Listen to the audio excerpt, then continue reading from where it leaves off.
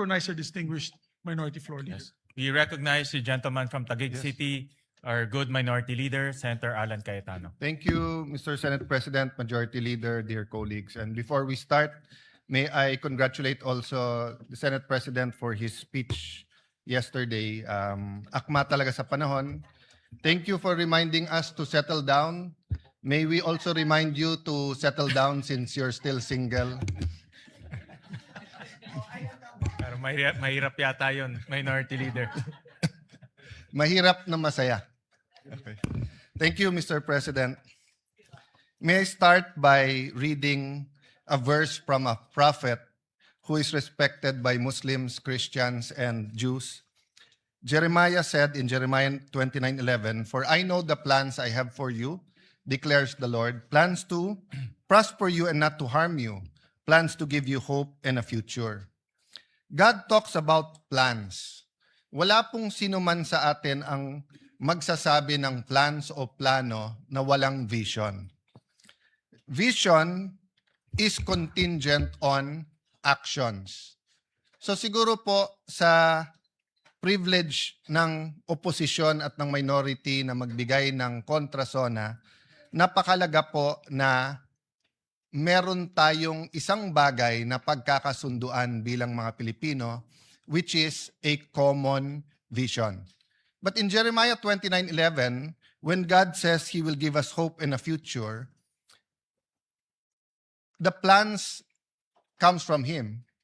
But if we choose our own plans, or if we choose the plans of the devil, the reverse will happen. We will not have hope, we will not have a future, and instead of prosperity, we will have harm.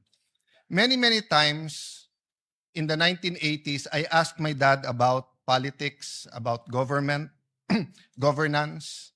Minsan tinatanong ko, bakit marami kang kaibigan sa oposisyon? Bakit marami kang kaibigan sa media? Bakit ganyan ang debate sa batasan pambansa? Ano ang issue ng Marcoses at ng Aquinos? Not knowing that two of them will be my colleagues today. Not knowing that we will have a President Aquino and President Marcos much later. But there was always a common thread in the answer of my father when I would ask him questions. He would say, para sa inyo to, para sa mga kabataan to, kayo pag-asa, para sa next generation ito. It is in that spirit that when I read the Bible and see the Father's heart, the relationship of a father and a son should be the relationship of leaders of a country, leaders of a province, leaders of a city, leaders of a barangay with his constituents. So payagan niyo ako, Mr. President, na ipagpatuloy itong conversation na to na tawagin nating kontrasona sa pamamagitan ng pagtatanong ng isang anak sa isang ama at pagsasagot ng isang ama sa kanyang anak. So syempre po ang unang tanong ng bata o ng anak, Tay, Tatay, Dad, ano po ba ang state of the nation?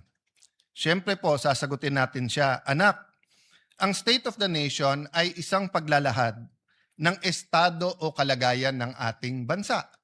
Kamusta ang ating komunidad? Kamusta ang ating gobyerno? Ang ating ekonomiya? Maganda ba takbo ng buhay? Hirap ba ang ating mga kababayan? Tay, bakit po kailangan ng state of the nation? Sagot po ni Tatay, para may starting point tayo na pag-usapan natin nasaan ba tayo ngayon? Saan ba tayo papunta? Paano tayo pupunta doon? Ano ang vision, goals, plans, at mga programa? Ano ang pananalapi na kailangan natin para ma-achieve yung vision na yon na gusto natin puntahan? Kaya kasunod parati ng SONA, ang pag-deliver ng Executive Department ng national budget or yung kanilang proposal sa both houses of Congress. Anak, nasa demokrasya tayo. Kaya hindi pwedeng diktahan lang tayo. Kailangan natin ng national discussion. Pag-uusap para magkaisa tungo sa isang vision or pinagkaisahan vision para sa ating bansa at ating kababayan. Watak-watak na nga tayo. Lalo pang nagkakawatak-watak kapag ka may mga suliranin o crisis. Ano kaya ang pwedeng magpakaisa sa atin? Or ano po kaya ang pwedeng magbigkis-bigkis sa atin? Una po, ang pagmamahal sa Diyos. Pangalawa ho, pagmamahal sa isa't isa. Pero ngayon po, pag binabash natin yung isa't isa, nagagamit na rin ng Diyos, nagagamit din yung pagmamahal sa bayan, pagmamahal sa isa. So may I propose that we work together for a common vision. We will disagree how we get there. We will disagree what to prioritize, how much to put where, how much time to spend on each issue. But if we agree on a common vision, then we have something to truly give the next generation. Tay, ano po ba ang vision? Ano po ba ang goals? Ano po ba ang plans? Vision ay siyang nakikita ng isang leader o na isang community. Ito ay isang kaisipan na kung saan niya gustong dalhin ang kanyang pinamumunuan. Kailangan ng pagkakaisa papunta sa isang vision. I'm reminded of the story told by many people, including Dr. Miles Monroe, of the story of Walt Disney. There was this particular ride that was going to be groundbreaking, first of its kind sa Disneyland. He put a bench, he continued to just look at that area, then started drawing, then called his engineers at sinabi niya sa engineers, eto ang gagawin natin bagong ride. Magiging bagong section ito ng Disneyland. He died before it was completed.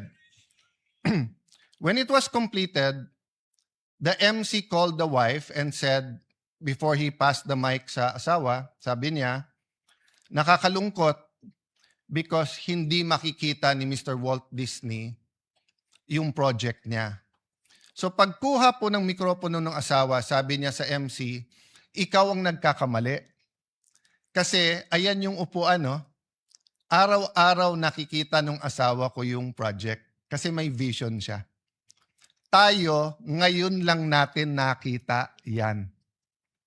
So, isn't it time that we provide a better vision, a more comprehensive vision, that we articulate what we really want instead of political slogans, no? Importante yung political slogans, a safe and comfortable life, a better Philippines, para sa may hirap. Importante po yung mga yon. Ngunit napaka-importante po na may shared vision tayo. Tay, ano po naman yung mga plano? Ang plano ang sasagot sa mga tanong na paano natin ma-achieve yung vision? Paano tayo makakapunta sa gusto natin paroonan? Ang plano ay dapat may mga goals. At ang goals ay dapat nababase sa kakayahan at potensyal. Huwag tayo gagawa ng goals na hindi naman kayang i-achieve dahil pambobola lang yon. Pero wag na din nating maliitin ang ating mga sarili. Wag nating sasabihin okay na yung grade na 75 kung kaya natin ng 80. Wag natin sabihin okay na yung 80 kung kaya natin ng 85. Potential is very important. Para malaman natin ang potential, may proseso ng analysis at comparison. Kailangan natin maikumpara sa tamang paraan ang ating bansa na ikumpara sa mga mauunlad na bansa at sa mga bansa na ka-level natin. Tulad ng Singapore, Thailand, Vietnam, Malaysia, at mga bansa na mas maunlad sa ating katulad ng Japan. Of course, ngayon sasabihin natin Korea, but once upon a time, baliktad yung storya. Balikan po natin yan. Tay, magbigay ka naman ng halimbawa. Anak, tignan nyo yung GDP per capita natin in current dollars. Ng 1970, ang Thailand ay 197.1, ang Vietnam dahil gera doon 67, ang Philippines ay 200.9. Ng 1980, Ang Thailand ay 708. Ang Pilipinas ay 767. Never mind Vietnam, they were still at war, it was 46. 1990, 1,559.1 ang Thailand, 803 na lang ang Pilipinas, dumoble na. Mula sa pantay lang ng 1970, in 20 years, doble na.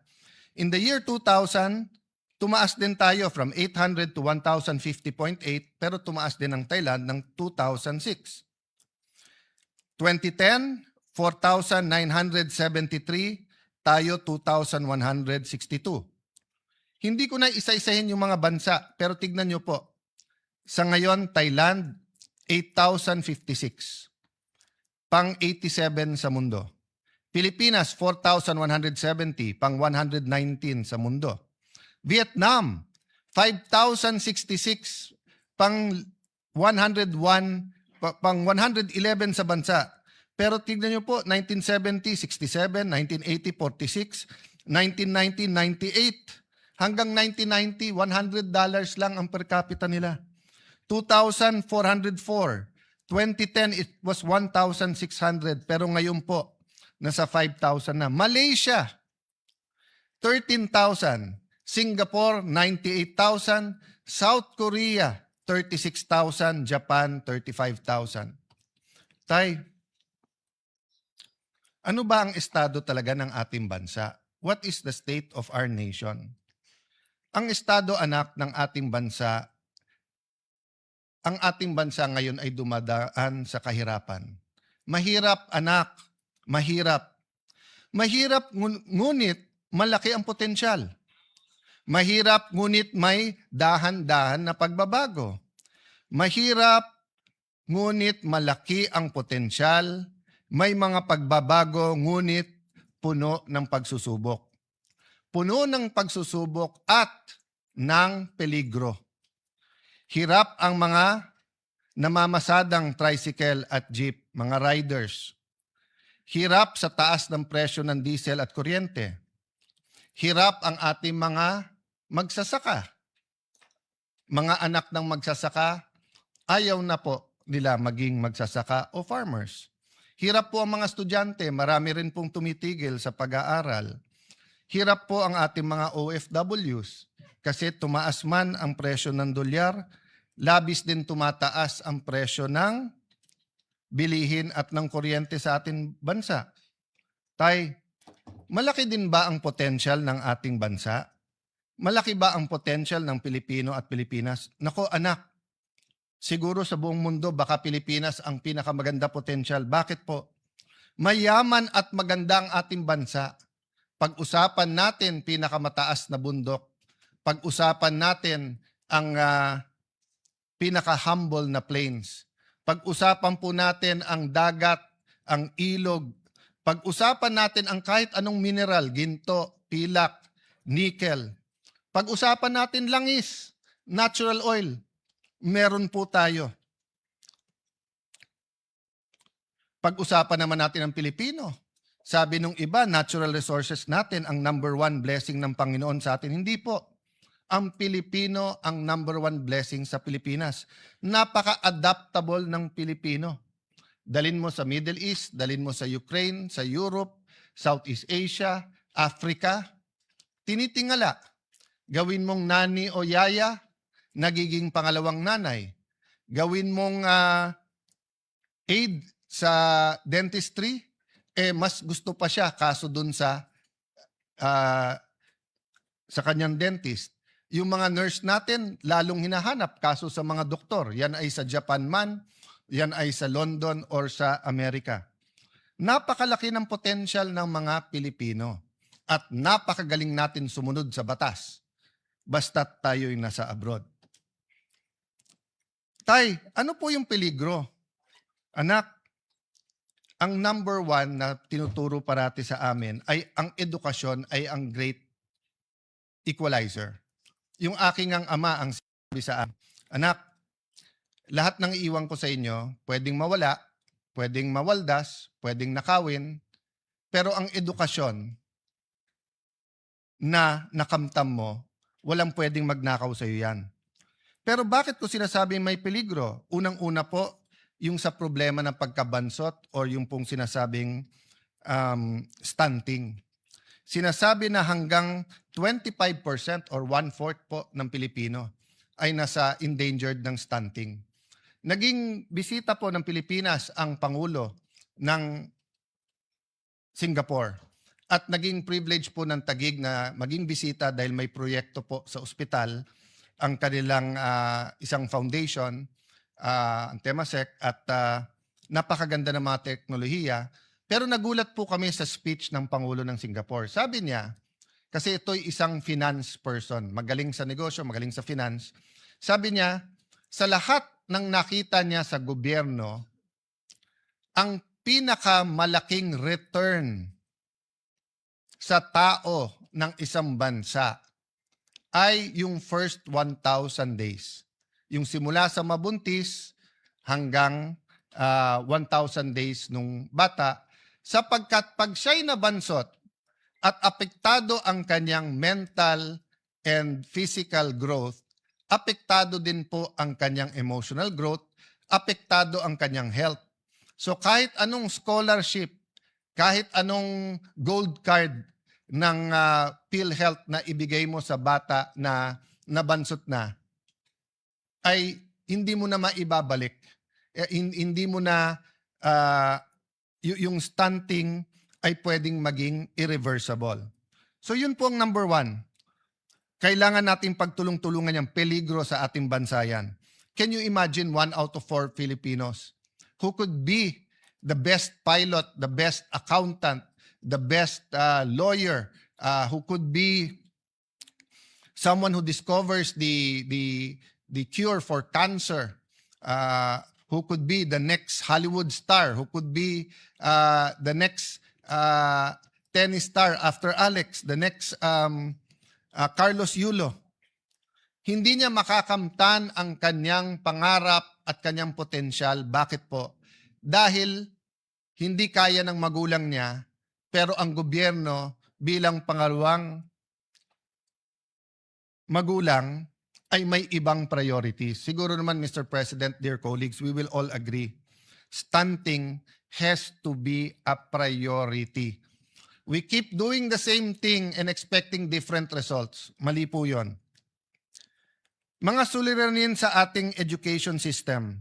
I recognize every single person, our Secretary of Education, Secretary Angara, our colleague Bam Aquino, every single person here, Ate Pia, Tess Daman, Joel Villanueva, lahat po. Siguro, isa-isahin ko lahat ng senador dito. Of course, committee chair din ng Education Committee who did a great job, si Senator Win Gatchalian. Lahat po tayo ay may contribution sa edukasyon. Pero ano sabi ng EDCOM? Yung K-12 na dapat 12 years, 7.5 years lang. So ang sinasabi natin sa buong mundo, K-12 kami. So akala nila 12 years ang education natin. Hindi po, 7.5 lang. So una ang forma, kaso sa substance. Sinasabi ko po to dahil peligro po to. Kahit anong pagbabago ng curriculum, kahit anong dagdag ng mga gadgets, kahit anong modern equipment, kahit anong taas ng sweldo ng ating mga teachers, kung punong-puno ang classroom at half day, at 7.5 years lang sila, para tayong K-8, kulang pa, bitin pa ng 0.5. Total outstanding debt out of now is 12.79 trillion at the end of 2022. The debt increased by 45% to 18.55 trillion as of the end of 2026. Bakit po ito peligro? Yes, numbers lang po yung utang at depende din po ang utang sa ratio niya sa GDP.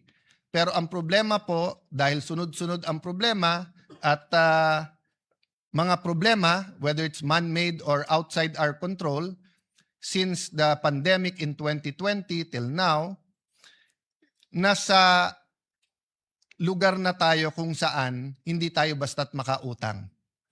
So yung ibang bansa, nung dumating yung Israeli, Iranian, US conflict, nakautang, nakagawa ng mga programa.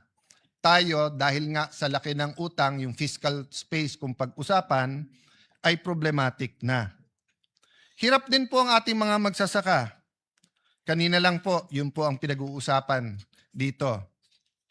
Senator Pangilinan, Senator Loren, Senator Amy na may puso talaga sa agriculture.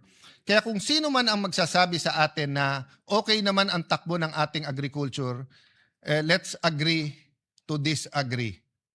Kasi I think in the last 40 years, I'm not blaming only this administration, we haven't figured out how to really modernize, how to bring back the enthusiasm in agriculture, how to make it really a good business that people will go into farming. Actually, maraming mayaman na pumapasok sa farming. Pero yung mahirap na farmers, umaayaw sa farming. So isang problema talaga yung kapital. The share of agriculture, forestry, and fishing sector to the GDP steadily declined to its lowest point of only 7.9% in 2025. Agriculture's share in the total workforce has steadily declined 26.99% in 2016. 8 years lang po. In 2024, it was only 20.61% as the economy shifts towards services and industry. Maganda naman po ang services at saka industry. Pero nakita natin yung problema ng supply chain. Nakita po natin yan nung pandemic. Kailangan ng isang bansa na singyaman natin both sa lupa at sa forest, sa bundok at saka sa dagat. Kailangan we learn to be self-sustaining and produce our own food. Agricultural workers are also receiving the lowest wages among economic sector.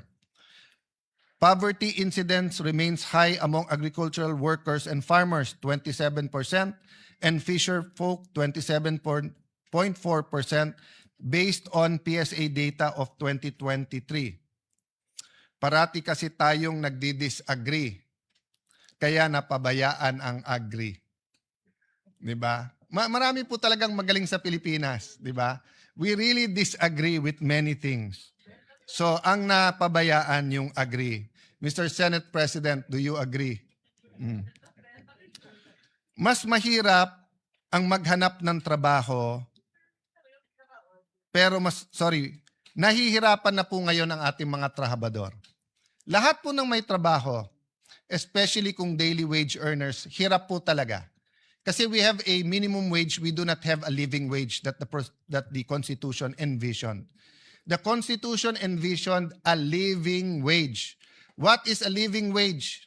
Sapat sa tirahan, whether yan ay rerentahan o huhulugan, sapat sa pagkain sa buong pamilya, 3 beses man lang sa isang araw at ang Pilipino ay mahilig magmerienda. Sapat sa anak na gustong mag-aral, sapat sa panggastos sa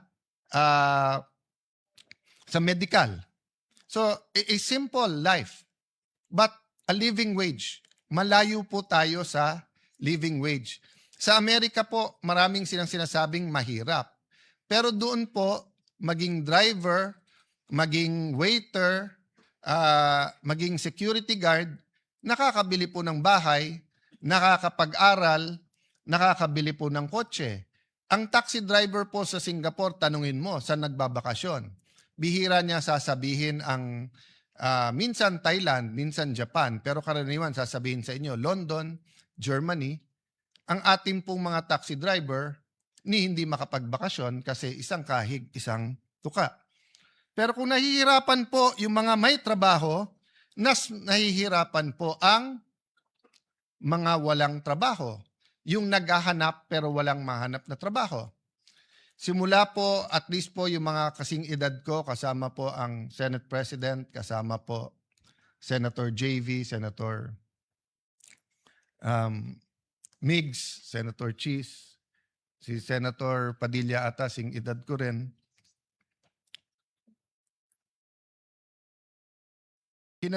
Namulat na po kami na may OFWs. And may lugar po na mabibilib ka. For example po, ibang-iba ang akalain ko sa Saudi.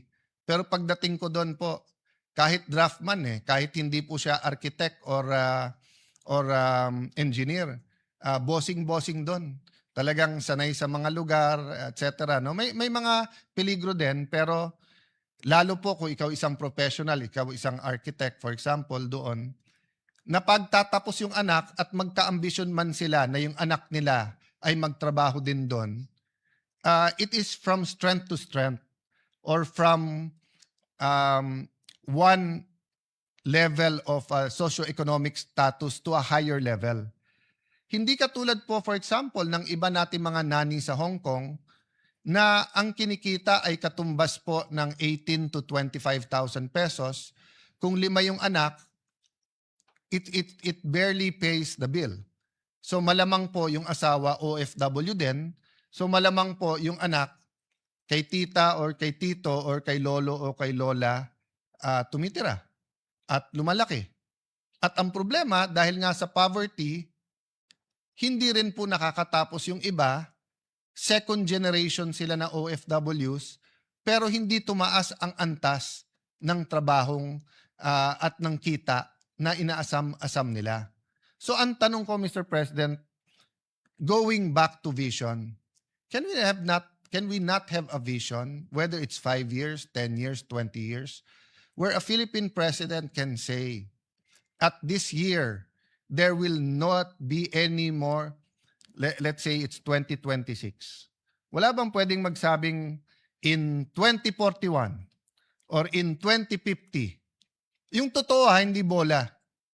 O in 10 years, wala nang Pilipino na OFW na napilitan lang mag-OFW dahil walang trabahong maganda sa Pilipinas. So you will always have expats, you will always have OFWs who want to work somewhere. So if artists love Europe, let them go to Europe. If you want to specialize in a certain branch of medicine and want to study in the US or London, you're free. But yung sasabihin mong, hindi, chef ako. So may nakausap kami sa Singapore. I think ang sweldo doon is between 70 to 110,000. Semi-fast food pa yon. Sabi niya, sir, kalahati lang. Kung 110 ang sweldo ko dito, kitain ko lang 55,000 sa Manila, okay na ako. Pero kung hindi ka rin naman chef ng first class na restaurant o hotel, hindi ka naman kikita ng 55,000 dito. So napipilitan siya mag-abroad. At pag tinanong mo bakit, hindi para sa sarili niya. Hindi para magka-iPhone siya. Hindi para magka-kotse siya. Kung hindi para makapag-aral yung kanyang mga anak. Para may bahay ang kanyang mga anak.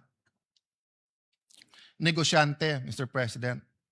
Usually, negosyante ang nagbibigay ng kulay, nagbibigay ng sigla, at pumapalakpak pag may sona.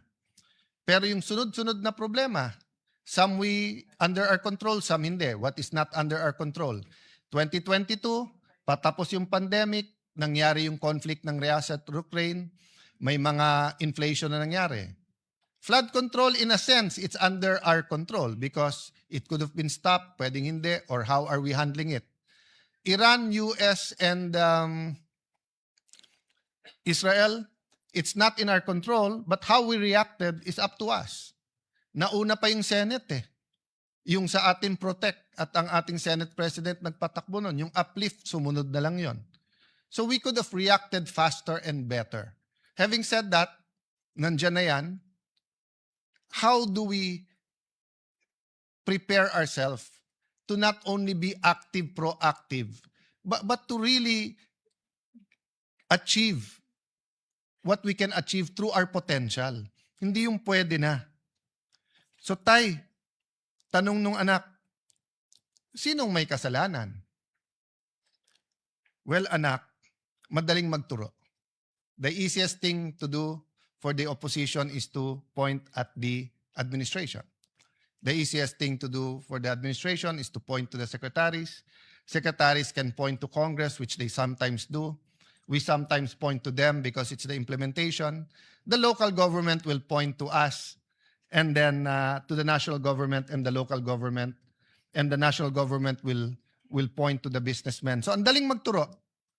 Pero siguro, anak, for the sake netong state of the nation at paano tayo magkakaroon ng common vision, sabihin na lang natin ganito, parati naman merong kasalanan, pero ang pag-usapan natin, sino may responsibilidad?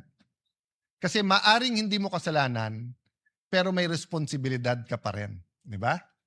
So, those not involved in the flood control are still responsible na ayusin natin ang bansa at tanggalin ang corruption. Those not walang kasalanan dahil tumaas ang presyo ng diesel, dahil may problema tayo sa fertilizer, dahil byproduct siya ng natural gas. Di natin kasalanan yon. Pero may responsibilidad tayo sa mga jeepney drivers, taxi drivers. Sa ating small businesses, all around the world, same statistic, halos. Sabi po natin dito, and I think the Senate President cited this during his opening of the session yesterday, 99.63% of establishments are micro, small, and medium enterprise, contributing 66.97% to job generation and 40% to our GDP. Pero anong number one problema ng negosyo sa ating bansa? Dagdagan ko pa, problema ng gusto magnegosyo, may magandang idea, masipag, matalino. Pero ang problema, walang kapital. Pag tinanong ng gobyerno, ang gobyerno, saan kami kukuha ng kapital? Sasabihin bangko. Hindi ka naman basta pautangin ng bangko eh. Land bank nga eh. Nasa batas na nga na magpautang sa magsasaka. They'd rather pay the fine than magpautang sa mga agribis na maliliit. Kung wala ka rin isasanla sa bangko, wala ka rin titulo ng lupa o wala kang sasakyan, wala kang mga ari-arian, sasabihin sa iyo, diyan ka sa pawn shop. Eh sa pawn shop, bukod sa mataas ang interest, may isasanla ka pa rin. So, saan ang baksak ng ating mga kababayan? Sa 5-6. Don't get me wrong. 5-6 is a service. Diba? So, for example, sa palengke, wala ka ng kapital. Eh may piyesta o kaya Pasko. Maraming namamalengke. Eh kung kikita ka naman ng more than 20% in 1 month, let's say 25-30% tubo mo o kaya 10% per week, so 40% a month, kapit ka na sa patalim sa 5-6. Kasi yung 5,000 mo, babayaran mo ng 200 a day, 6,000, may get 20%. Pero napakataas pa rin nun. Ang yumayaman sa Pilipinas, yung nagpapautang ng 5-6, hindi po yung umuutang. So pagdating po sa gobyerno, sabihin, ilan administrasyon na, sir, bakit hindi natin magaya yung 5-6? Bakit hindi tayo magkaroon ng programa? Ano to ha? The estimates are 20 billion, 50 billion, 200 billion. It's big business. Ano sagot ng gobyerno? 5-6? May pamalit ba tayo doon? Ang sagot ng gobyerno, 6-7. 6-7 lang. O, i-google nyo yung 6-7, walang ibig sabihin. So, balik ka na naman sa 5-6.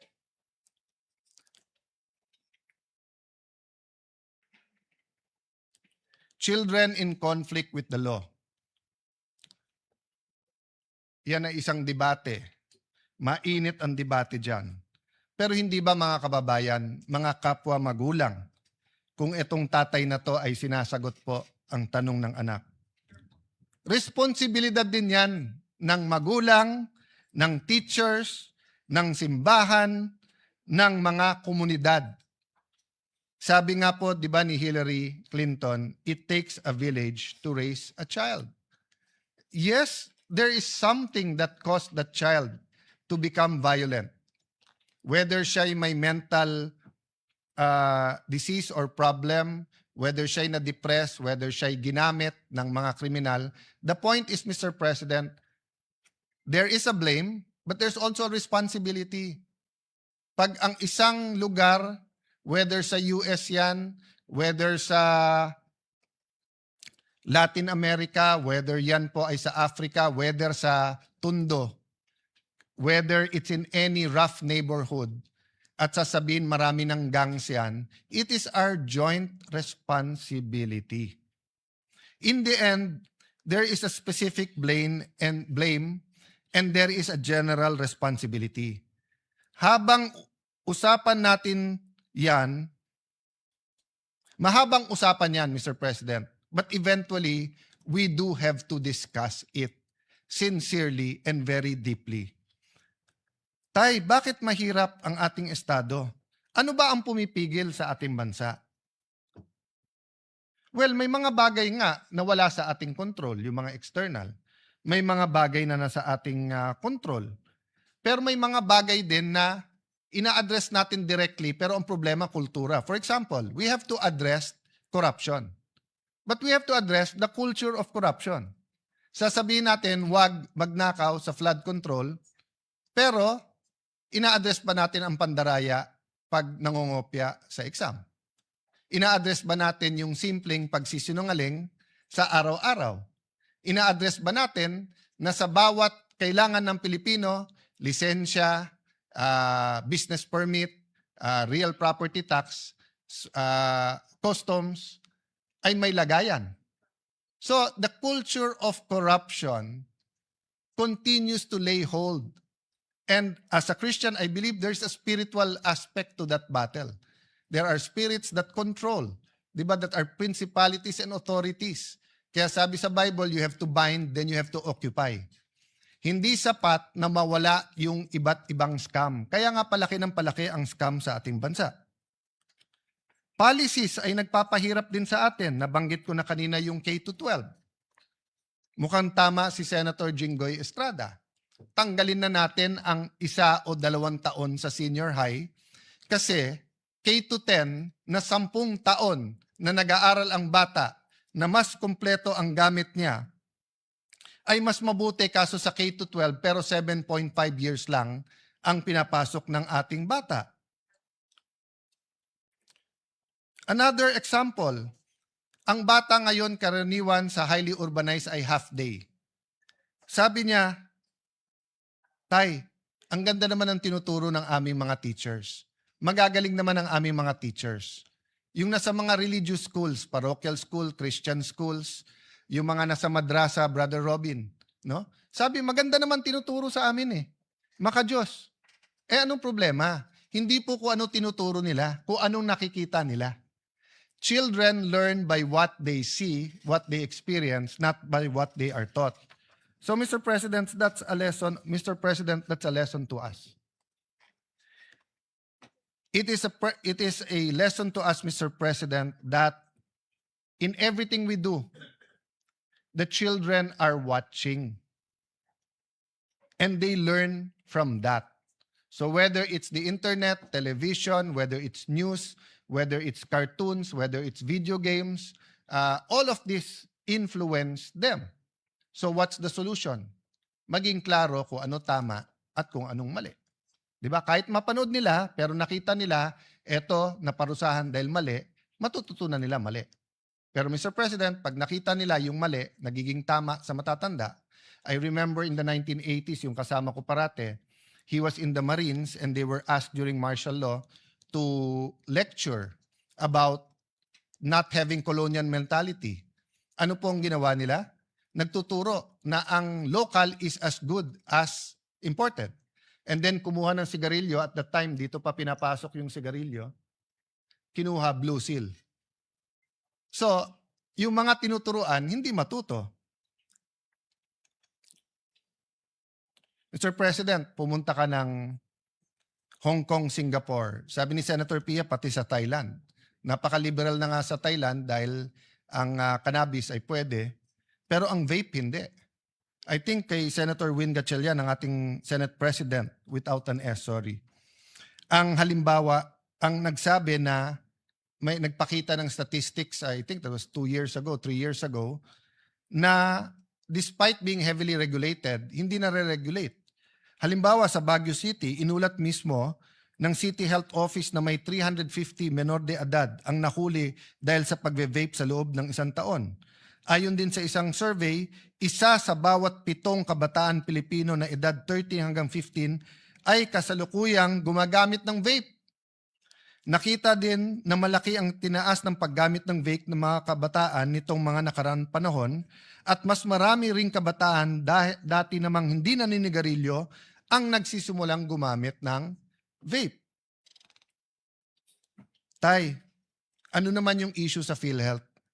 Ay nako, pabayaan na natin si Risa Antiveros, si Senator Bongo, si Senator Pia Cayetano, si Aimee.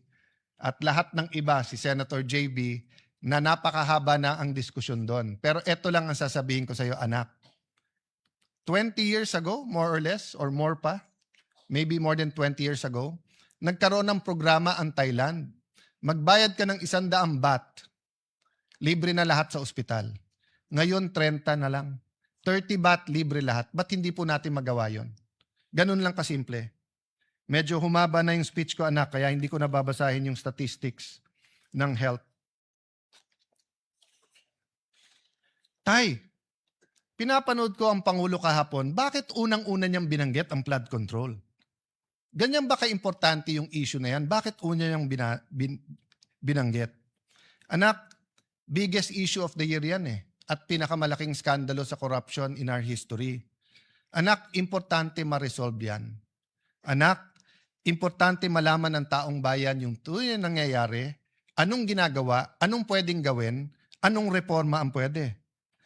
Anak, dapat kasi bumalik ang tiwala sa leaders at sistema. Pag yan ay hindi binanggit at hindi inayos, lahat ay suspect. Anak, napaka-importante, madapa man ang isang bansa, ay siya'y bumangon. So, in other words, genuine reforms. Symbols matter, anak.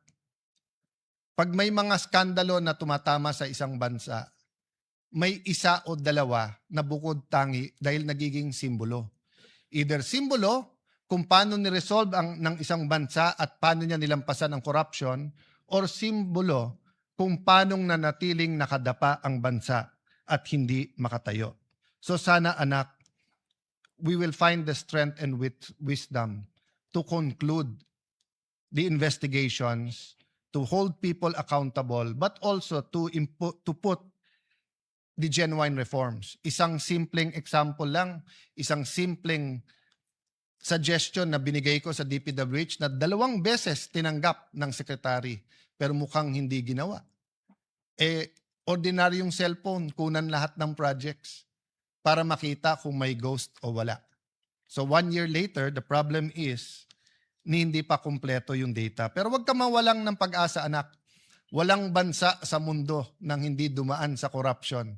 At walang bansa na umunlad na hindi niya kahit papano na-address ang corruption. Tay, bakit ba pinilit mo na dito tayo sa syudad tumira? Kasi anak, dati at least sa probinsya may makakain ka. Ngayon, dito sa mga syudad, lalo sa Metro Manila, libre ang uniforme pag nag-aral, may scholarship pagka college, pagka single parent, kapag ka PWD, pag senior, may regalo, may cash gift, meron pang minsan mga giveaway.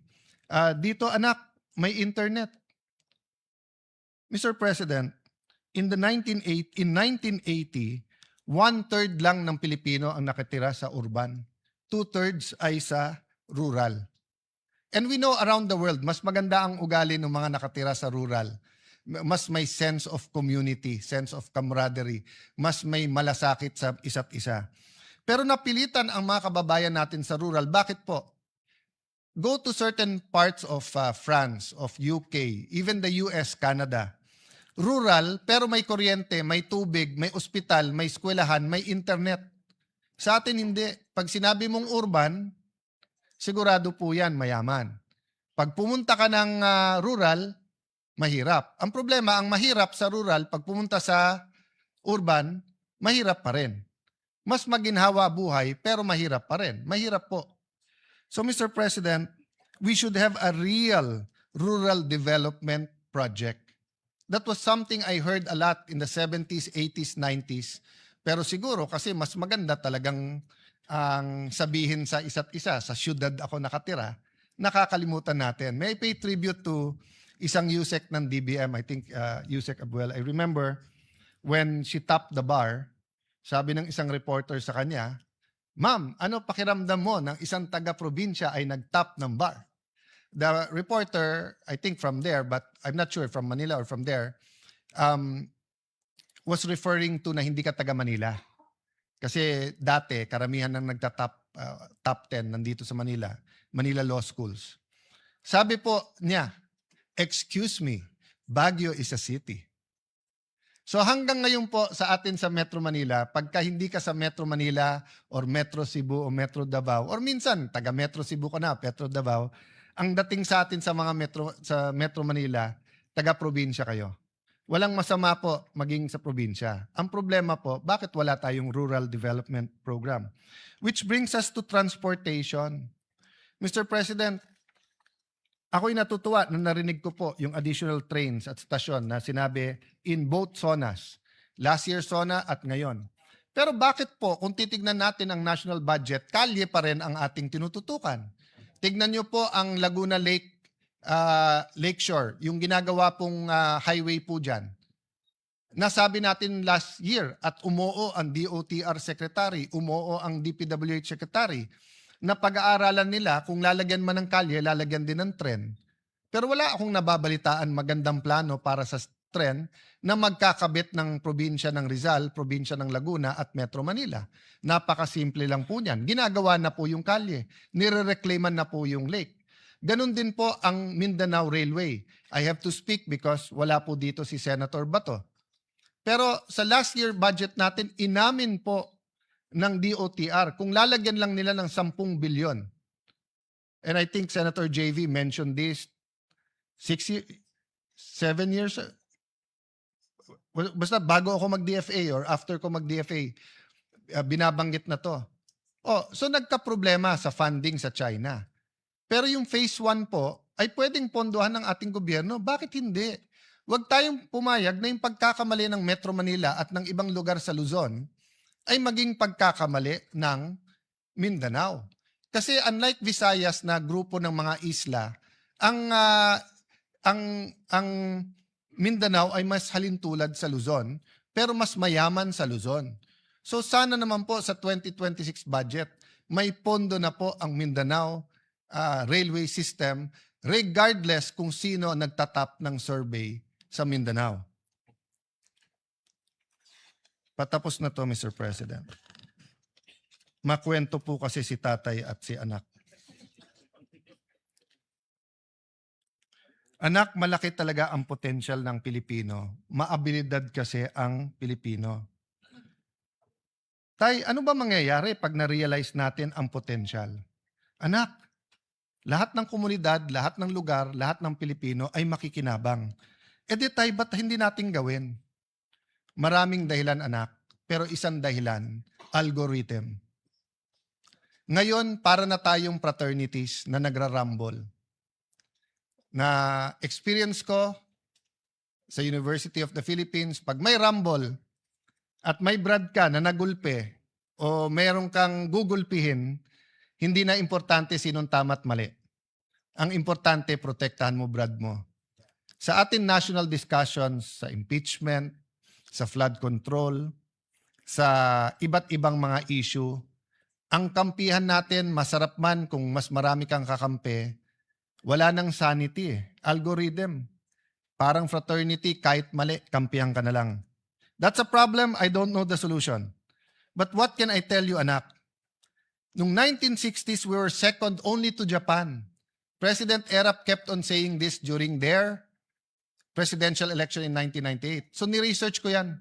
Meron palang World Bank study na nagsabi, ang pinakamalaking potential ay Pilipinas, ang pinakamaliit na potential, Korea, Taiwan, Vietnam. Bakit po?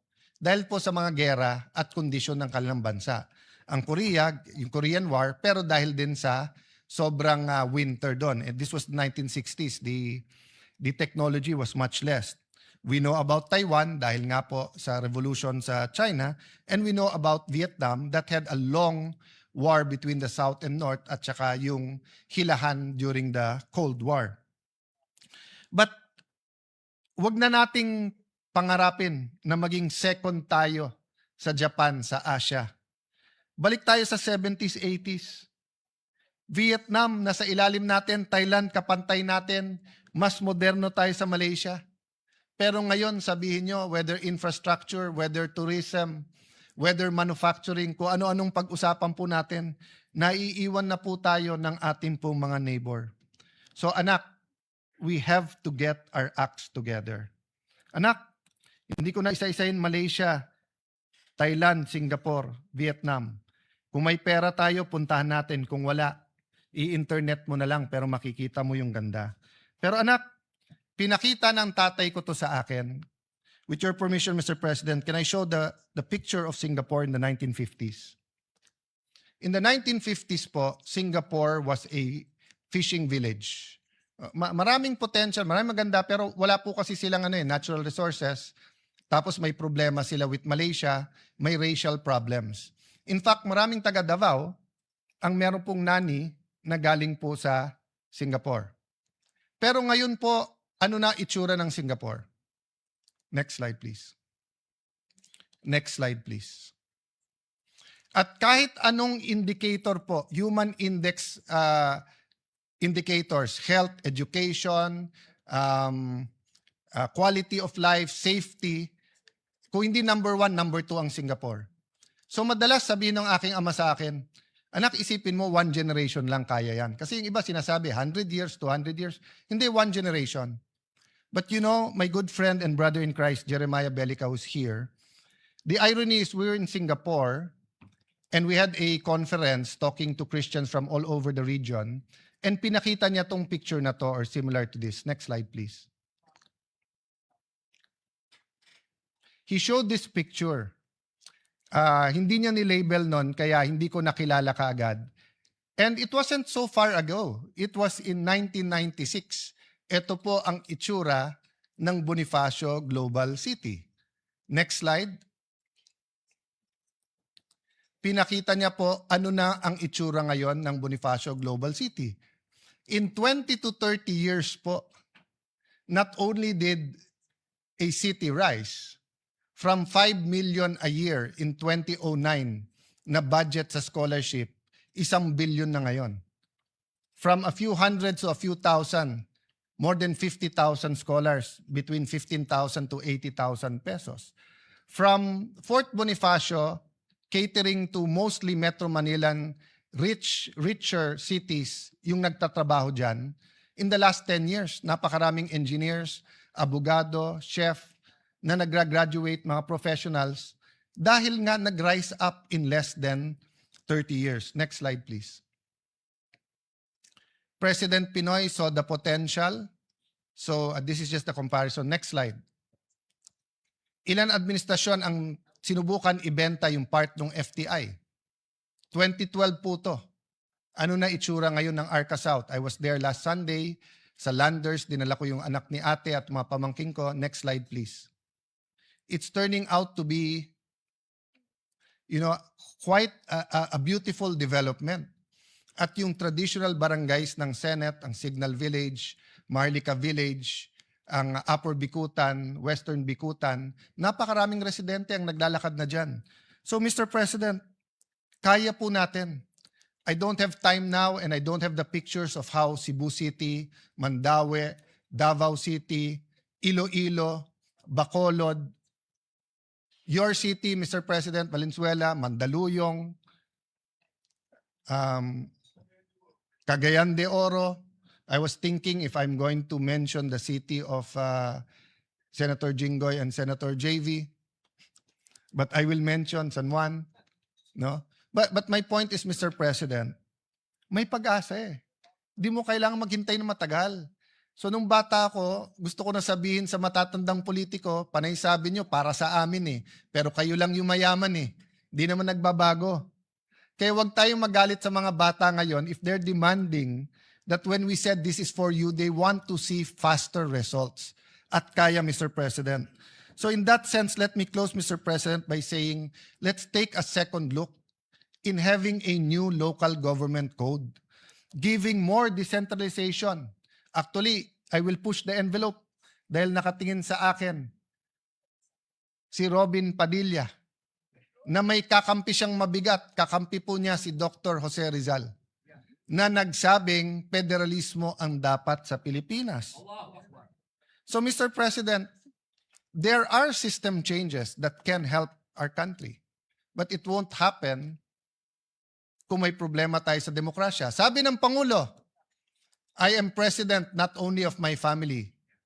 And it is worth yung palakpak na binigay sa kanya. But can we add the president is also not only the president of the administration, he is also president of the opposition. And respectfully, I believe that Senator Bato is fleeing unjustly because he cannot get justice. I believe Senator Jinggoy and Senator Marcoleta are political prisoners, and that if it wasn't weaponized, they will be able to at least go out on bail. So, Mr. President, these are things that we should talk about as a Senate. Beyond politics, beyond emotions. Sabihin nyo na mali ako, but should they be allowed to attend the impeachment? Sabihin nyo na mali ako, and they're not political prisoners, but are they getting the justice? Pantay-pantay ba ang hustisya o selective justice po tayo ngayon? Mr. President, I don't know if there's a slide, but if there is, please put it on. So, ang huling tanong nung anak, Tay, ang daling sabihin, common vision. Pero ano yung common vision na yan? Actually, nasa preamble ng ating Constitution. And allow me to read it. We, the sovereign Filipino people, imploring the aid of Almighty God in order to build a just and humane society and establish a government that shall embody our ideals and aspiration, promote the common good, conserve and develop our patrimony, and secure to ourselves and our posterity the blessing of independence and democracy, under the rule of law and a regime of truth, justice, freedom, love, equality, and peace, do hereby ordain this Constitution. Anak, ito ang batas ng ating bansa. Pero may mas mataas na batas dito, ang batas ng Diyos. Anak, ang isang bansa na hindi niya kilala ang kanyang sarili, yung walang identity, walang mangyayari. So, Mr. President, let me put that forward. Whether as individuals, as a community, as a country, let me quote Dr. Miles Monroe, identity is important. Who am I? Second, what am I meant to do? A question of purpose. What is the purpose of the Philippine nation? And third, destiny. What am I meant to do? If we understand the preamble of the Constitution, we understand the law of God, we understand our destiny, purpose, and identity, we will be on our way. So let me close by telling our mga anak, manampalataya po tayo, anak. Let us believe, but let us act. Faith without action is dead. Sabi sa Jeremiah 29:11, for I know the plans I have for you, declares the Lord, plans to prosper you and not to harm you, plans to give you hope in a future. But it is followed by Jeremiah 29:12 and 13. Then you will call upon me and come to pray to me, and I will listen to you. You will seek me and find me, and you will seek me with all your heart. So that's my prayer today, Mr. President, that despite the toxic politics, despite our disagreements, let us all seek God and have faith that when we seek Him, we will find Him. And when we find Him, He will show us His plans, plans to prosper us and not to harm us, plans to give us hope in the future. Thank you, dear colleagues, for this opportunity. Maraming salamat, Minority Leader, and maraming salamat sa iyong mga obserbasyon. At sang-ayon po ako na isa sa pinakamabigat na problema ho natin ay yung stunting or malnutrition ng ating bansa. Kayo bilang member ng EDCOM at itong kinatawan rin ay isang member ng EDCOM, nakita ho natin na mabigat po ang problema ho natin sa malnutrition. At yan rin naman po ang tututukan ng Senado, higit sa lahat ng ating bagong finance share para malagyan po ng pondo yung first 100 days at yung laban ho natin sa malnutrition. So maraming salamat sa ating Minority Leader.